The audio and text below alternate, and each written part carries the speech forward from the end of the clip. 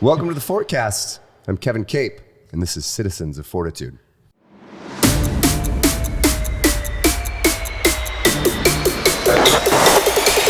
Drop. Boom! Wow. Kevin Cape. Yeah. How you guys doing? Kevin Cape. Doing great. How are you? Good. I'm great. Happy Monday. I'm so happy to be here. Awesome. Who are you? Man, I want to know. loaded. I want to know who I'm Kevin Cape is. Still working that out. Today, who is Kevin Cape? So I Today. guess, let's see. I'm a citizen of the fort. Yeah. Most We've importantly. known you for what? 8 Year months? and a half? Year and a half? Yeah, it was November Time flies. 2020, right? Yeah. Wow. Sounds right. Yeah. Early in my Olympic weightlifting days with Dan on Sundays. And your Yeah. bodybuilding days with me on the other Sundays. On the other Sundays? That was one Sunday. I got in trouble that Sunday. That was a fun origin story for us. Yeah, my very first interaction with you ever is Yeah. when you came to my bodybuilding class and you were laughing. Well, I was doing during curls. your bicep curls. I had to do 21, Yep. and I think I was on 8. And I started to laugh because there was no way I was going to get to 21. And you said, And I said, that is not going to fly in here, sir. stop laughing. Stop laughing. And I laughed harder. This is serious business. And you went the other way. And you said, I mean it. And I went, so just like school. Yeah. Yeah, it's And good. at the end of that, I learned who you were, and you learned a lesson. I learned a valuable lesson. Yeah, how to grow your biceps better. I mean, look at these things. Yeah. Yeah. So it's been a year and a half. Yeah. It's been a year and a half. I actually met Kevin when he signed up for the gym. I signed Kevin up. Yeah. You were here because of me, I like to think. Yeah. Well, he was really excited about you. He called me right after he talked to you. You sweet talkers. He Yeah. was so excited about you coming to the gym, your career, you and your personality. And you've been able to articulate the gym to us in a way that's really helped us understand our business. That's cool to hear. I mean, From day one. For me, I guess let's go into like a really roundabout answer about who am I. I grew up as an athlete on teams, pursuing goals together, failing, getting back up, practicing hard. And after college, I played Division I college volleyball and Division I track and field, long and triple jump. And then after college, I just have not been able to stay in a gym. How long was that period?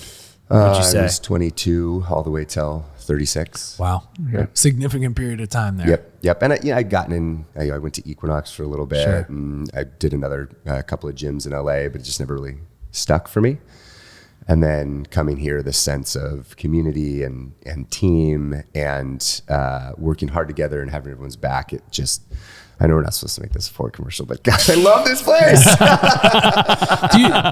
Do you remember when you were about to get on the phone with Dan, where the place that you were at and what was motivating you the most to seek out something? That's a great question. I don't remember. I remember I went on Google Maps and I went, this is the WeWork I've been working from, and I'm just going to do like a perimeter search. So and it how I started found with the Fort. proximity. Yep. Yeah. And then I came in and I said, I want to be a little bigger on the shoulders and probably like a little less fat around the waist. So that wasn't douchey. Yeah.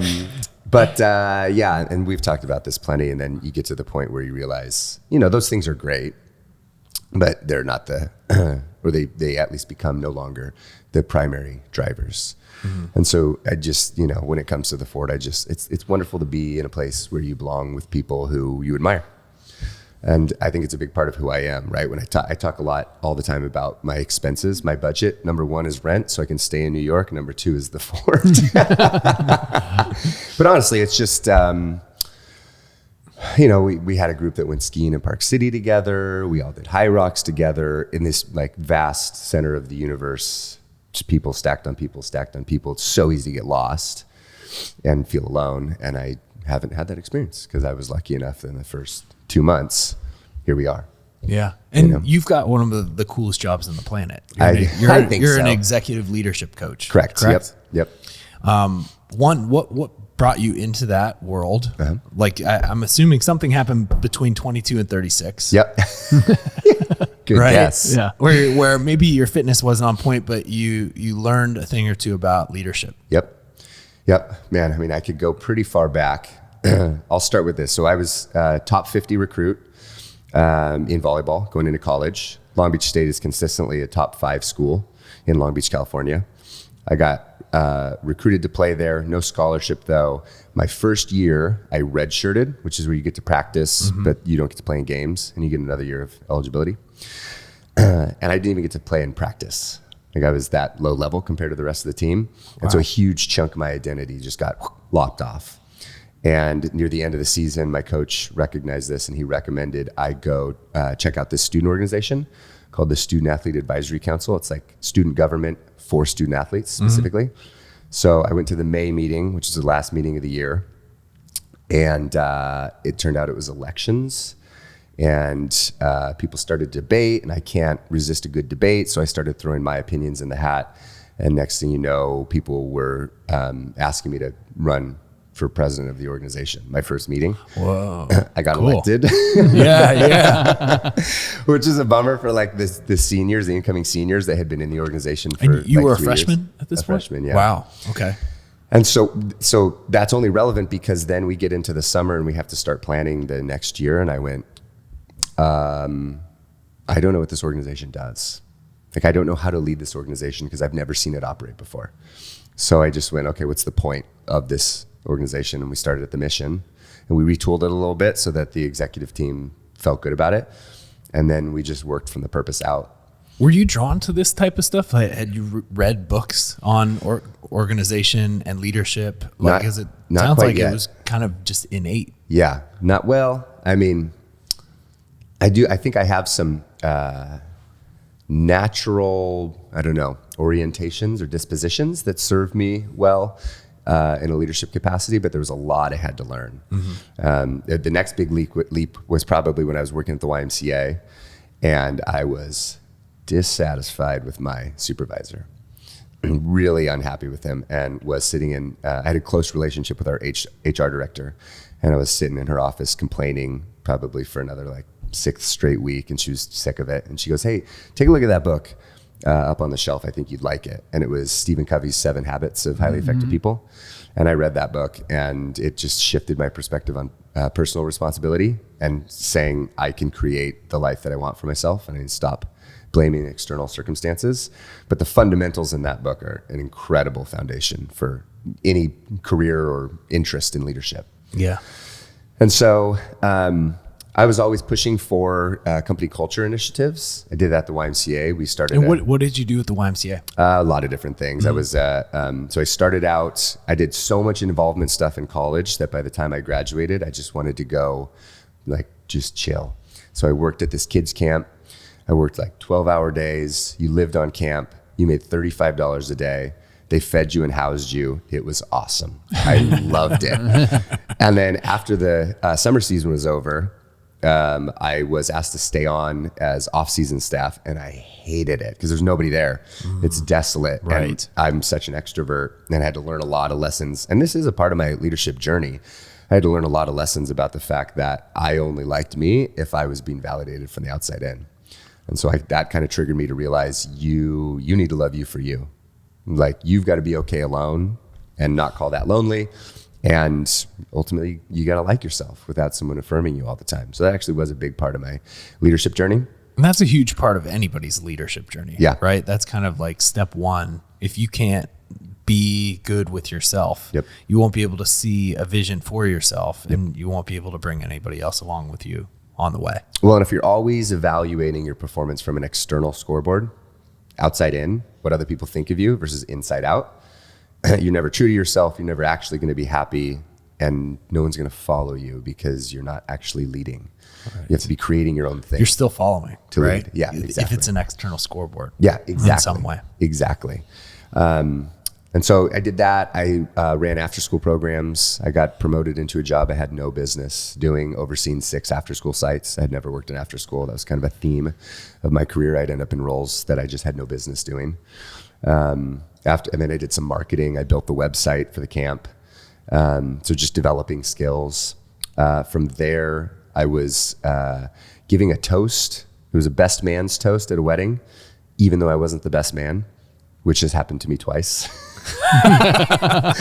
So it's part of the who is Kevin Cape answer. And I was talking to someone who worked at a private jet company, and I told him I wanted to get out of nonprofit. I wanted to run with the big dogs in the for-profit world. And she recommended I come interview for a job as a flight dispatcher. And I have no aviation background, no military background, no operational background. I just worked with kids. But I went to the interview. They were small enough, a little bit of serendipity involved and a lot of luck, and I got the job. Wow. 3 months into that, I realized, so most of our job was talking to pilots all day, and the culture with the pilots was tough. It was difficult. It was not positive. And so I ended up sitting down with our CEO and pitching to let me take the culture on as a job. So let me fix the culture here. And they said, okay, fine. You can also do HR at the same time. And so I ended up in that role. Wow. I ended up for, I think 8 months of that gig. I was interim overseeing all of the operations when we were out an operations leader, which was just insane. I was not qualified for that. But again, a lot of these leadership principles, you don't have to be qualified. You have to have the right people in place and then make sure that they're accountable to the results they say they're going to produce. So I really got to test the methodology there. But all along in that job, for the culture of the private jet company, my whole message to the executive leadership was, look, these people you've hired, you're paying them money to do a job. When you complain about them not being as invested as you, you're missing the point that there's no reciprocity there. You're only paying them to get the job done. They're helping you build your dream. And if you're not reciprocally invested in their dreams, what's important to them in their lives, their own personal mission, then yeah, they're not going to run through walls for you. They're just going to show up and do their job and go home. So my whole platform was, we need to know what each of these people is all about. What is their personal mission? What's most important to them in their lives?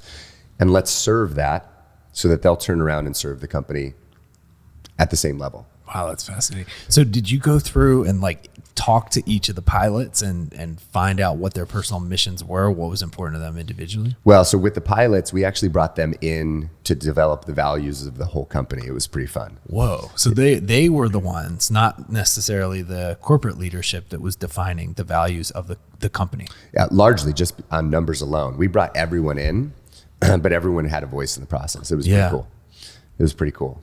And this whole time you were just implementing strategies that you had kind of figured out through from student government or the athletes government, student athlete advisory council through the YMCA into the private jet company. Honestly, my process was this. I'd get really curious. I'd read a book, and then whatever I found in the book, I'd actually apply in the business. And that's huge with skin in the game, right? Like this could go sideways. This could totally fail. But because I was running these basically experimental projects, now granted, they were designed to succeed, but I was able to iterate, make changes, go through the cycle enough times that you start to figure out, okay, what actually works. Plus you read enough of these business and psychology books and you realize there's a few key concepts that are just repeated over and over and over again. Yeah. But to fast forward to my life as an executive coach, I actually had a friend who was working as a financial planner, and I had kind of gotten a reputation. You guys know me. If anyone gives me the tiniest like sniff of an opening that we can talk about like your dreams or your mission, I'm taking it. I'm charging through that. I'm kicking that thing down and I'm charging through that door. And so I got a bit of a reputation as like the personal mission statement guy. And I had a financial planner friend who had a really hard time asking for referrals at the end of his meetings. He just felt like he didn't deserve to be asking for them, or he was being selfish or salesy or smarmy. And he thought, well, if I could speak to my personal mission statement, maybe I could, I'm coming from more of a, powerful impact service orientation. It'll be easier for me to ask for those referrals. And so he proposed to me that I coach him on his personal mission, speaking to his personal mission. I was like, you want me to do exactly like, what does that look like? What do you mean? He's like, I'll meet with you once a week, and we'll take the fourth week of every Friday, or fourth week of every month off, and you'll teach me how to be good at this. I was like, you're gonna pay me? And he's like, yeah, okay, whatever you say, man. And so it went well. And so he referred me to someone who referred me to someone. And so I ended up with this small book of clients on the side, and then ended up meeting an executive coach that did it full time. And I said, I'm going to hire you. I didn't have the money to hire him. His fee was exorbitant. It was preposterous. But I went, I'm going to hire you in 30 days. And I don't know how I'm going to get the money, but 30 days from now, I'll have it. And give me the contract. And I signed it. And sure enough, 30 days later, some of it I kind of eked out and some of it just came to me unexpectedly. And as those things tend to happen, I think, right? When you go all in. Yeah. And you set a date. Set a date. And I worked with him for 3 months and he taught me how to sell coaching programs. And first day we sat down, he's like, your coaching programs are great. We're not going to work on that at all. And I was like, I've been bamboozled. But he said, I just need to teach you how to sell them. Yeah. And that was massively uncomfortable. Yeah. I remember pacing around. At the time, I had actually transitioned to a job as a fundraiser for a charter school where Braden, my son, was going to school. And I was in transition. I was in agreement with the CEO of that charter school system that I was going to go do my coaching. And so I'd take some time here and there to build that business up while I was transitioning out. And I remember pacing around in the courtyard of one of the schools on a phone call with one of my best friends, selling him hard on my own unproven coaching program. It's embarrassing and uncomfortable. Ultimately, I ended up serving him really well. But that's one of those things where it's a transcendent moment that when you understand price and value, and you understand those two things are different, and then and you have the confidence or understanding about yourself that you have value to contribute to the marketplace. And when that value exceeds a price that you could charge for it, you have a product, you have something that you can put out there, give, sell. You have potentially a business then. Well, and I think the wildest part about it was how much faith it took, right? It took, I was still very early on that journey of believing in myself. And these other people had told me, if you do these things, it'll work. Other people have told me, hey, Kevin, the things you do with me are valuable.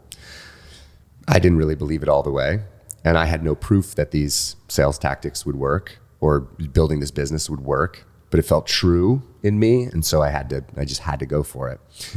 But with regards to the question of like, who is Kevin Cape? It's like a person that has gotten pretty comfortable with really uncomfortable situations like that.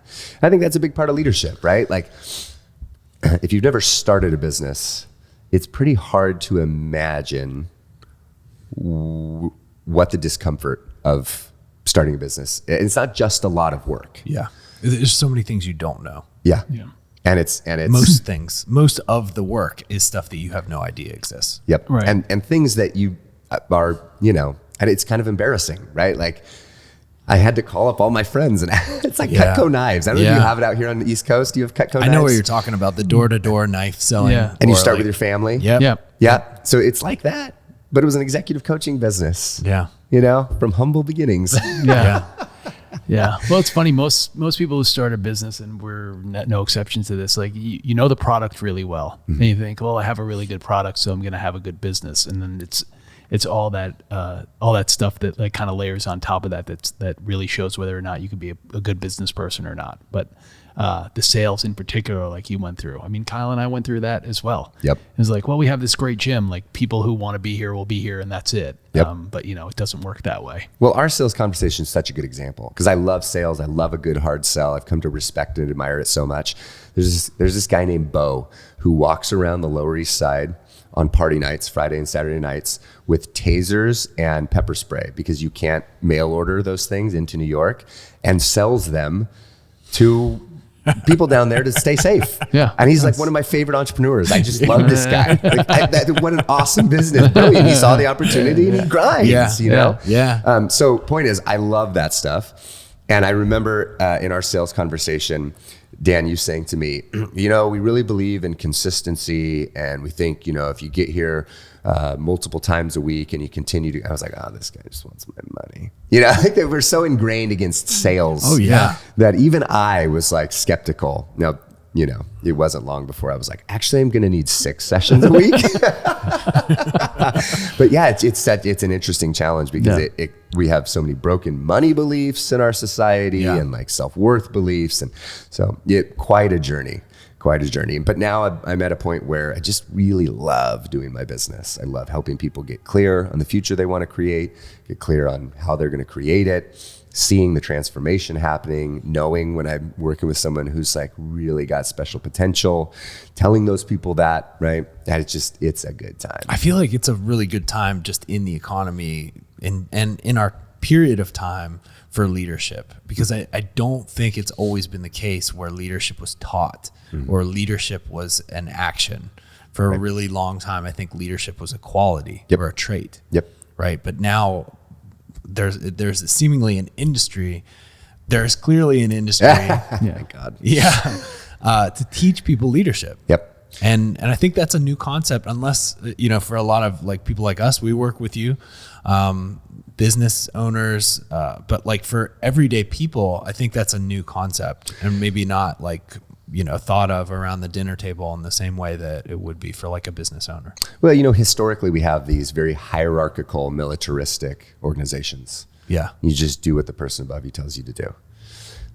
And there's operates on it largely an assumption that person is more intelligent, more skilled because they're more experienced. And that's not always the case. We've had this shift. I think probably two major things have happened in our society. Number one is with the internet, we've democratized information. So I don't need to rely on a mentor to get my quality information.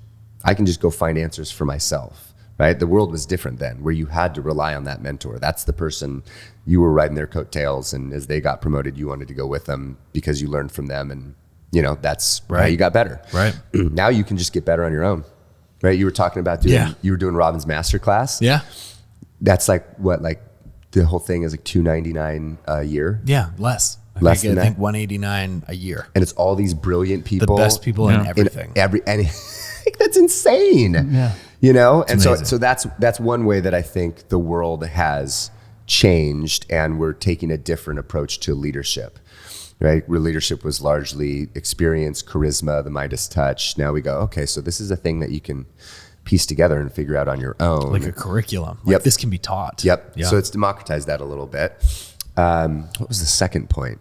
See, when I do the long play like that, I'll run myself off a cliff with it. Well, I mean, there's probably no word that follows like natural born more than leader, right? People think that like leadership is just something that's an innate fixed quality that can't be taught, that can't be, it's just something that you're born with. You're either General MacArthur or you're not. You're one of his soldiers. So I think Kyle's right. I think this is like a huge mind shift in people, or a huge idea shift that's like, oh, I can, even if I'm not a natural born leader, or I didn't serve in the military or whatever, like I can gain these skills. And it's a new thing, and I think it's an exciting thing that you're bringing this to people.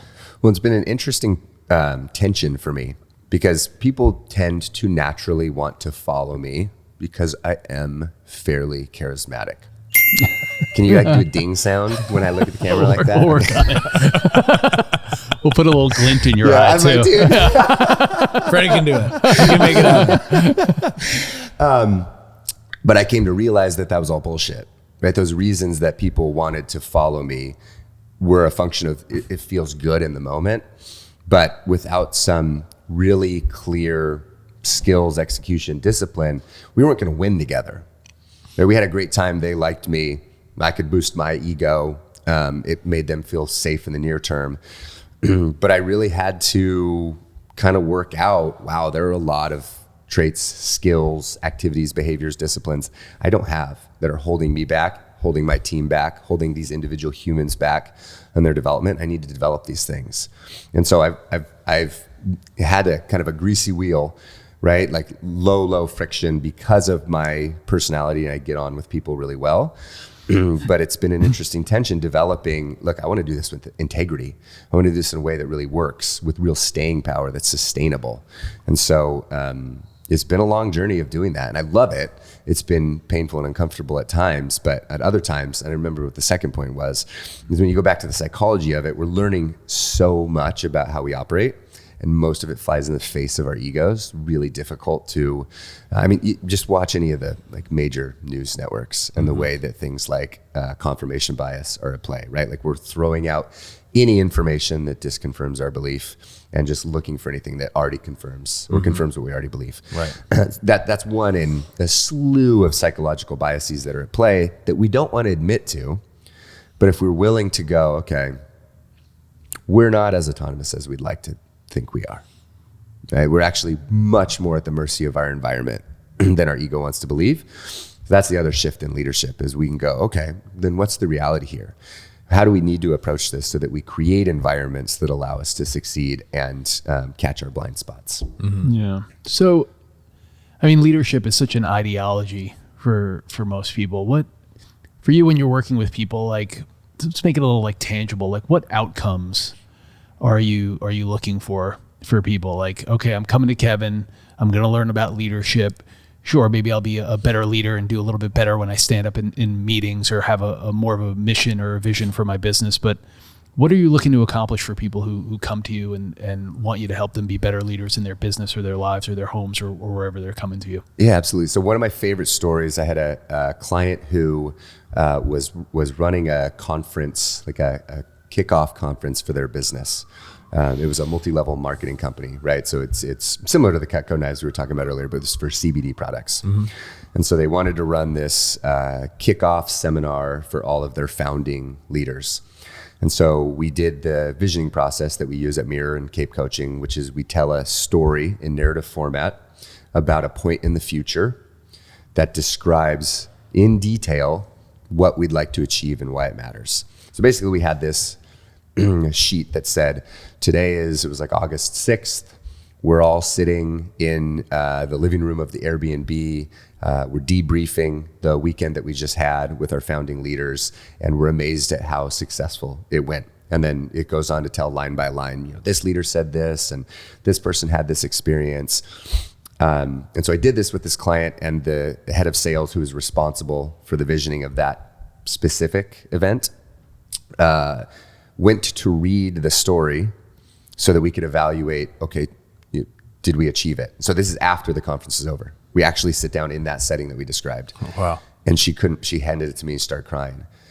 And it wasn't that, some lives had been changed, a really exciting, special thing was happening. But when people realize they have the capacity to create the future really specifically, it's overwhelming, right? Because we're just along for the ride, I think. And so when you put these very specific intentions down on paper, and then you go to read them publicly and you realize, oh my God, we did this.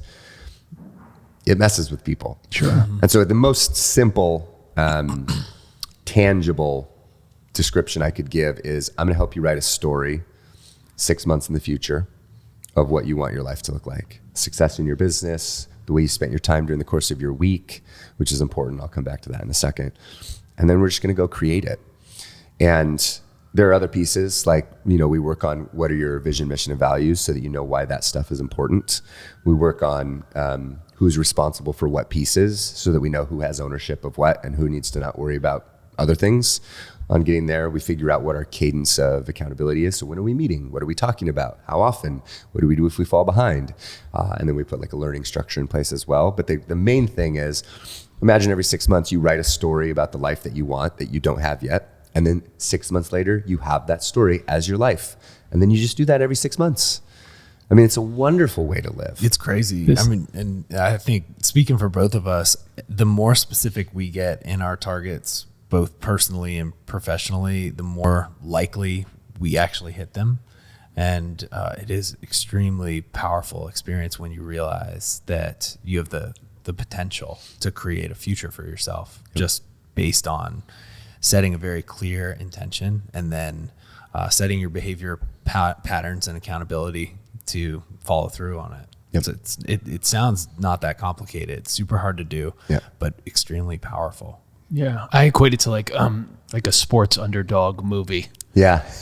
Like you put all these behaviors in place and it still seems like an uphill climb that you're not going to actually be able to do it. Yep. But you go through the training and you go through all the process and you're still facing that unbelievable opponent. And then at the end of it, you're calling for Adrian to come in from the stands, or you're getting lifted off the field like Rudy or something. And it just doesn't seem possible, which I think is why like that woman cried, because when you're in the beginning of it, it doesn't necessarily seem possible, or it seems overly simple and it's not going to really take place. But I can imagine for her in that setting, like it probably did feel like winning the big game when no one thought she could. Yep, absolutely. And it's funny, if you look at, so I've actually had a client who was the head of USA Beach Volleyball. So he oversaw all the coaching and strategy going into the last Olympics. And when athletes and coaches at the highest elite levels talk about how they approach training and winning, it's very metered, right? We love the movies because we think of like the big Hail Mary play and everyone remembers that the helmet catch. right, with David Tyree and Eli Manning, because it's this big. Why is love him or hate him? Why is Brady win so much? Because he just controls the odds. He does the fundamentals. And to your point, Kyle, like, yeah, it's typically simple, but the hardest things are typically simple. And I think that's why, because they're simple and we just have to execute them, is terrifying, because you actually go out and execute things you know are in your control and in your wheelhouse that you can handle, and then you fail, and then you don't have an excuse. You just failed. Maybe you weren't good enough.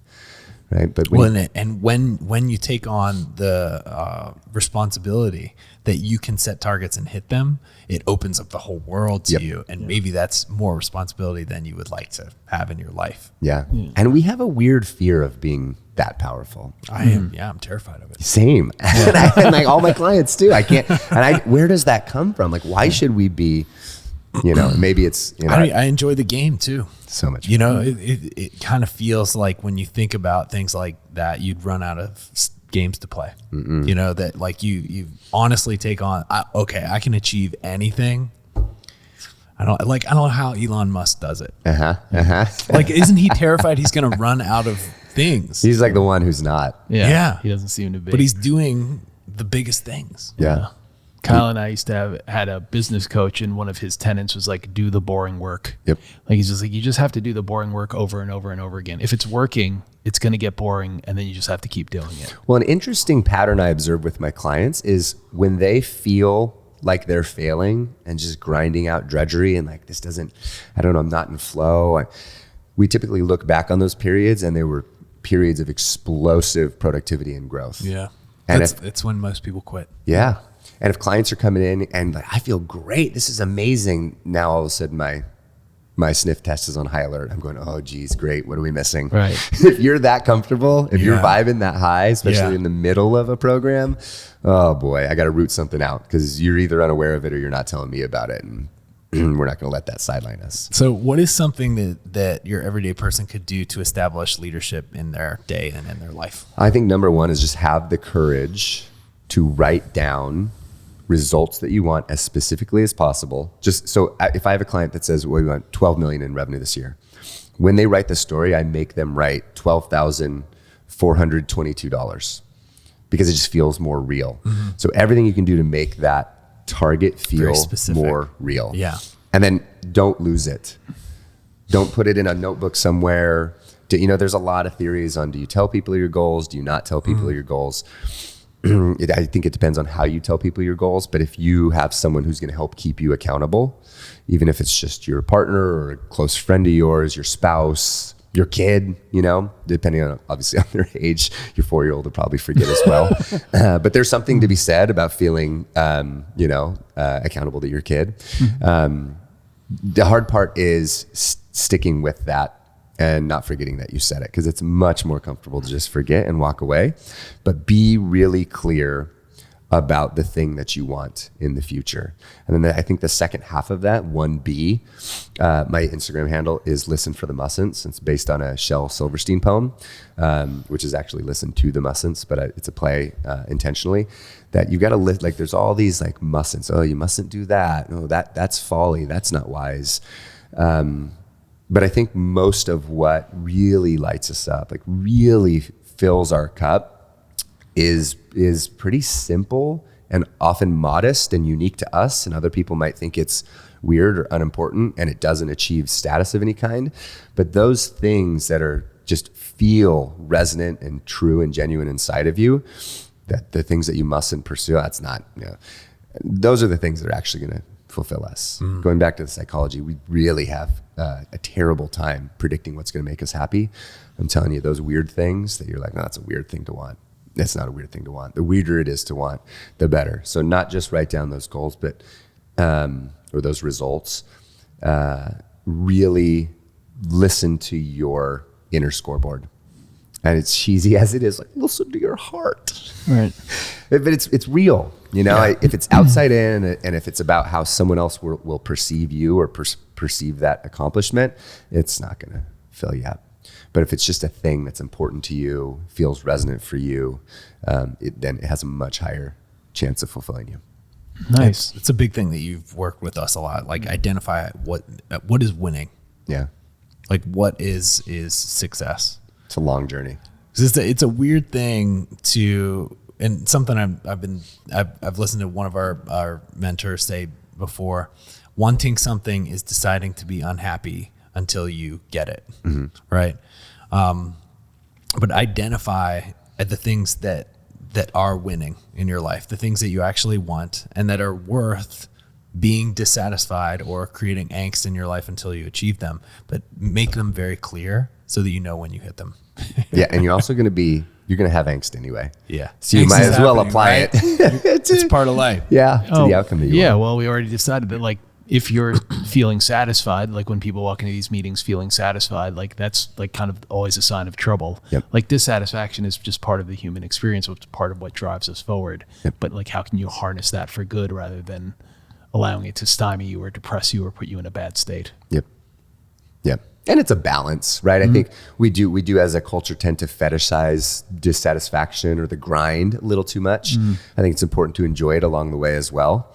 But when we're focused on what you're trying to achieve, if you're like, yeah, I'm perfectly on track, I'm going to go, no, you're not. Yeah.